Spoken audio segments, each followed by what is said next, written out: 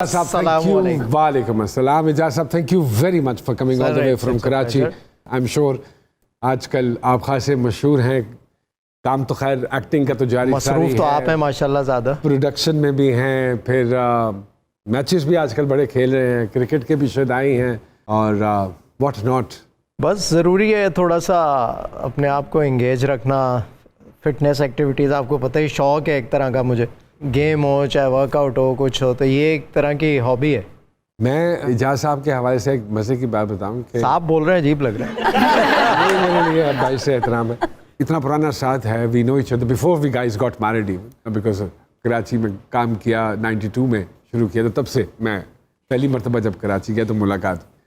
इजाज़ साहब की एक खासियत है, ये मेरे ख्याल में इंडस्ट्री के वाहिद हैं जो पहले दिन भी ऐसे थे और आज भी बिल्कुल वैसे माशाल्लाह। कैलकुलेटेड आदमी, खुराक के हवाले से, अपनी सेहत के हवाले से, अपनी वर्कआउट के हवाले से। कई दफ़ा मैं खुद भी यार इजाज़ कुछ दस ना यार, वज़न नहीं काट हो रहा की करा, बस फिर एक तफसील होती है इजाज़ साहब के पास। ऑनेस्टली सामिया जी, इतना कैलकुलेटेड आदमी मैंने खुराक के हवाले से नहीं देखा, और फिर माशाल्लाह आप देख लीजिए, वाह वाह, तो उसके भी नुस्खे हैं भाई के पास।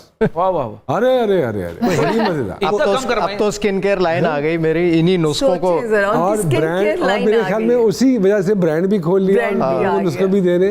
ये तो अल्लाह बख्शे मर्दों की जुबैदा आप आए। अच्छा एजाज भाई, बरकत की शादी नहीं हो रही, इसके भी नुस्खे हैं आपके पास? बताता हूँ अभी।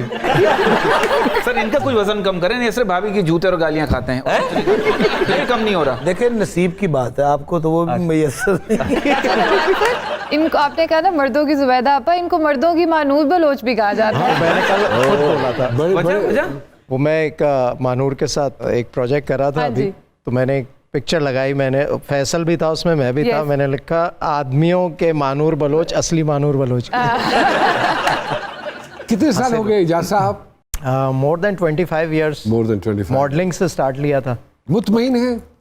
हाँ माशाल्लाह, जो भी किया। अब ज़रा सा चेंज हो गया है पिछले कोई 5-6 सालों में, पैटर्न ऑफ वर्क हम लोगों का थोड़ा सा सोशल मीडिया ज़िंदगी में ऐड हो गया है काफ़ी।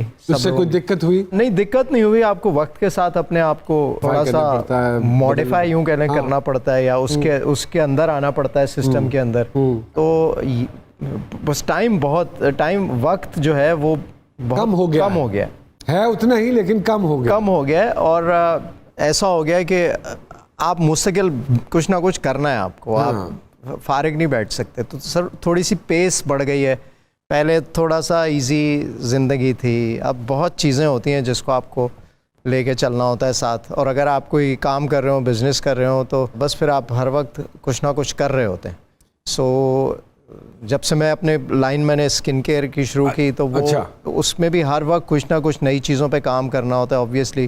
क्या ये पूरा इजाज़ साहब सेटअप बनाया हुआ है? एक बहुत बड़ा ब्रांड है, उनके साथ मैंने कोलैबोरेशन में किया, और मेरा सारा natural chemical free herbal products है। बट बिकॉज ये एक शोबा ऐसा है जो जिसमें आप हमेशा से बहुत ज़्यादा इंटरेस्टेड रहे हैं, so it was easy for you to go into it, ना? Yes, it was। और फिर इसमें अब मैं फूड सप्लीमेंट्स पे भी काम कर रहा हूँ, तो वो मेरी ज़रा सी रिसर्च शुरू से रही है, तो बहुत सारे ऐसे मेन इंग्रेडिएंट्स हैं जिनका मुझे पता है। क्लोथिंग की एक लाइन थी आपके पास जी, उसको क्यों छोड़ दिया?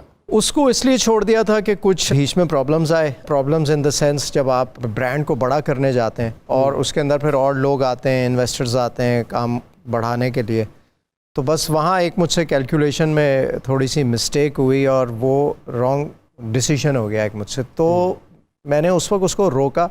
मैंने ये सोचा कि ब्रांड की रेपुटेशन ना ख़राब हो, तो उसको यहाँ रोक देता हूँ। अब मैंने रिसेंटली जब अपनी स्किन केयर लाइन लॉन्च की, तो ऑनलाइन है बेसिकली, तो उसमें फिर मैंने कहा अब ये चीज़ें ऐड करता जाऊँगा, तो दोबारा से मैंने उसमें क्लोथिंग शुरू कर दी। हाँ, शलवार कमीज़ वगैरह से शुरू किया। अब मेरा इरादा है मैं एक्सेसरीज़, फ्रेगरेंसेज और इन चीज़ों में उसी ऑनलाइन बिजनेस को एक्सपेंड कर। और प्रोडक्शन भी आप साथ प्रोडक्शन भी कर रहे हैं। प्रोडक्शन को एक साल पैसे, हालांकि अपने ही दोस्तों के पास आपके फंसे हुए हैं। बिल्कुल ऐसे ही है। हाँ। आपको तो पता ही है, आपके खुद फंसे हुए। फैसल कुरैशी साहब के साथ बहुत ज़्यादा दोस्ती यारी है आपकी, बहुत चोली दामन का साथ है, जैसे हमारे उज़मी भाई और बरकत साहब का बहुत गहरा एक ताल्लुक़ है।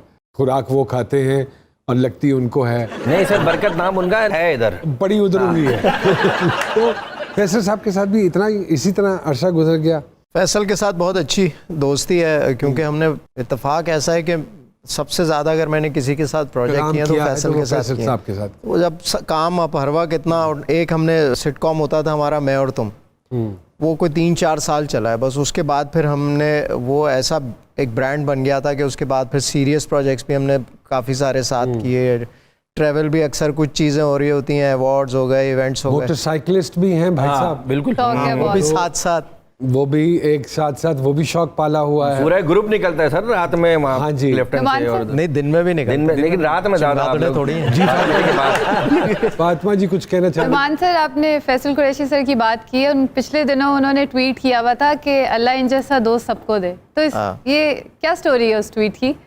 बस वैसे ही उसने भी अपना एक ब्रांड लॉन्च किया है। तो अब जब कोई दोस्त यार लॉन्च करता है कोई चीज़, तो हमारा फ़र्ज़ बनता है कि हम उसको सपोर्ट करें। इस वजह से फैसल ने लगाया था कि मैंने उसको यही कहा, मैंने कहा भाई फुल सपोर्ट, जहाँ मैं अवेलेबल हूँ और जहाँ तुम बोलोगे हाजिर हूँ। तो वो उसने कहा यार ये बहुत, क्योंकि जब हम करते हैं कोई चीज़ लॉन्च तो फिर उस वक्त बहुत सारे लोगों का पता भी चलता है।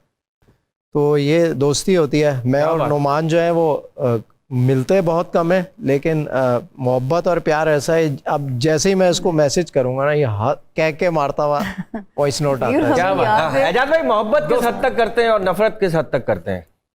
नफरत नहीं करता, मैं साइड पे हो जाता हूँ। मोहब्बत किस हद तक करते हैं, चलें ये बताएं। So, मोहब्बत ही मोहब्बत है भाई। आप किस हद तक महसूस करना चाहते हैं? लेकिन एजाज सर, आप मैसेज का रिप्लाई अगर आपको कोई ना करे तो फिर उसका इजहार ये आप फैसल कैसे वाली बात। करते हैं? देखें, ये भी एक मोहब्बत होती है ना दोस्तों से। अगर दोस्ती सी, आप किसी से कोई बात कर रहे हैं, पूछ रहे हैं, और वो जो है आपको लगे कि इग्नोर कर रहा है, तो आप कहते हैं यार दोस्त है मेरा, मैं इससे शिकवा तो करूं। नाराज हो जाते हैं। हर एक से नहीं बात चल रही है, करता। मुझे ऐसा लगता है मुखलिस दोस्त के अंदर इतना प्यार छुपा हुआ होता है जितना ख्वाजा सरा के अंदर डांस है। एक छोटी सी ब्रेक लेते हैं और ब्रेक के बाद दोबारा जी सरकार में हाजिर होते हैं। एजाज असलम साहब हमारे साथ मौजूद हैं, कहीं मत जाइएगा।